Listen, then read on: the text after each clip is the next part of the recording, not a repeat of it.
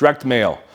Now, I could do 3 hours on direct mail. I could tell you some crazy stories about direct mail. I briefly referenced the big one of me starting off in residential real estate, printing out 42,000 letters, had boxes lining up my apartment's walls, sending them all out and getting more calls than I could handle. The problem with direct mail is the high expense.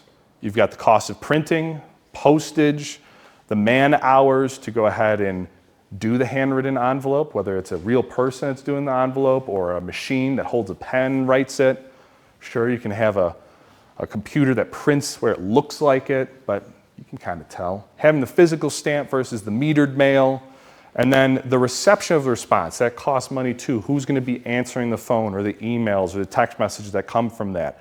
What's the CRM? All those sorts of things. But it's an attractive means of communication, especially because of its permanency. Call happens, it's gone, maybe you left a voicemail message, but unless it's a really good one where you're singing them a song, they're probably not going to keep it. But a letter, especially a nice letter, they can put it in the drawer next to all the Chinese food menus. Next time they go get some Chinese food, they can go, actually, now's maybe a better time to go ahead and sell my facility. I'm going to give this Stephen a call. He made me chuckle with this letter before. Gave me a chuckle again. It differentiates. Because it's a higher expense, there's the barrier to entry. People right now are trying to do the cold calling. They're trying to do the text messaging since at one point in time, text messaging was hot. Then there was a bunch of regulations where you'd get sued and you'd have to pay a fine for every text message you ever sent. Now it seems like it's kind of reduced a little bit since I think the regulations aren't as enforced. Email, that's pretty much dead just because of all the filters out there. But mail differentiates you because you're willing to spend the money and take the time to send them a letter so it gets to them. They might have a better response to it. The best practice is use an actual envelope. Have it look like I sent you a letter.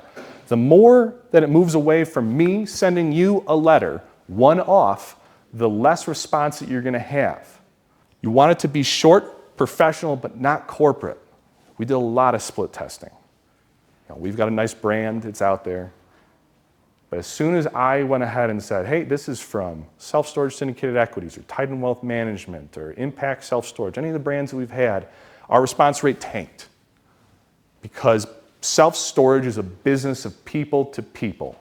What they want is this kind of fantasy situation where I want it to be that I'm dealing with one person. And that one person is going to give me the highest dollar possible for my facility. They're going to give me a stupid offer. But it's one person and they've got all the money in the world and they're going to be as easy as possible to work with. That's what I want.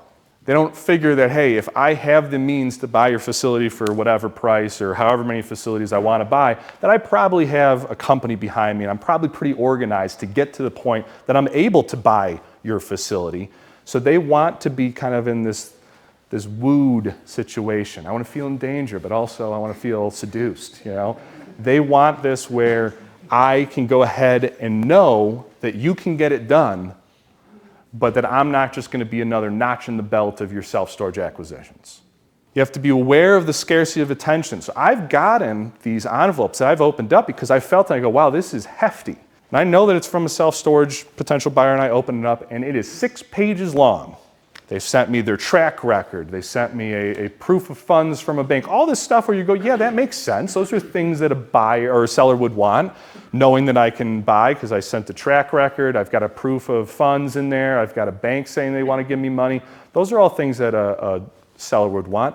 But the scarcity of attention, where I'm holding a giant stack of mail in my hands, and now I've got another stack of papers in this hands. I'm reading the first couple sentences because they got my attention with this giant stack. But I go, well, I'm not interested in selling, and that's going to take up a lot of Chinese food menu real estate in my drawer, so I'm going to go ahead and throw that out. Be different. So talk with the sellers, find out what they're getting, don't do what everybody else is doing.